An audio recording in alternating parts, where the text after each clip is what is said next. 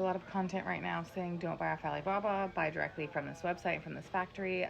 For those who don't know me, my name is Marissa. I'm the sourcing queen, and I've been MIA the last couple days, and I know you guys have been looking for me, so sorry about that, but we were traveling for a family vacay. It's early in the morning, but I wanted to come on and say there's nothing wrong with Alibaba. Those companies that are saying don't buy off Alibaba, they're wanting you to buy directly from their factory or directly from other factories. And while there's nothing wrong with that either, most of my private clients and most of my students prefer to buy from somewhere where they know that they can trust that if there's a problem, the problem is going to be handled. Alibaba has something called trade assurance, which means that if you were to order water bottles and you get delivered hair ties, Alibaba is actually going to cover and refund you the cost of your order. You're protected. Now, there might be some sort of protections on standalone websites, but again, you would just have to trust that website. It's like the difference between shopping off Etsy or Faire and then shopping off somebody's standalone website. You just don't know what can happen. So while I'm not saying that you can't trust these websites, you can't trust these factories that are advertising, that's not what I'm saying at all. I'm sure that they're great companies. I'm sure they're great websites.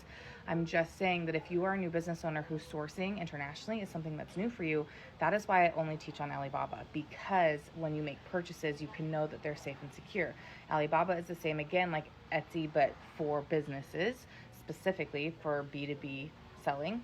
And yes, there are retailers and there are middlemen on Alibaba. There's also factories and manufacturers, which is exactly why I teach through a process that I call conversation vetting, how to weed out the retailers and the middleman in my school, and how to find the factory manufacturer. That is what I teach, because yes, these influencers on TikTok are correct. There are wholesalers on Alibaba. You are getting ripped off on Alibaba. Now, even though the pricing seems crazy compared to the pricing you're used to, you still can get ripped off.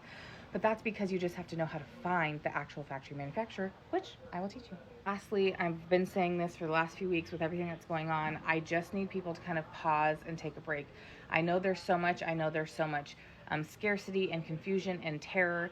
The reality is these tariffs are not sustainable. And so it's my belief that this is going to be kind of like a temporary situation. I do think that everybody should look into sourcing. I do think that it's a skill set that as a business owner you should learn. So I am very prejudiced towards that. But for those of you who are looking at buying tens of thousands, $50,000, $100,000 worth of product right now, hoping to get it in before the tariffs, if you have the capital for that and you're fine, like your business is fine with that, sure, go ahead, live your best life. But for those of you who are small business owners that can't do things like that and you feel like you're going to be left out, just take a second, just breathe. We're going to get through this. We're going to be fine. But like I said, I do highly encourage learning how to source. But I'm also biased towards that because I teach that and I live it.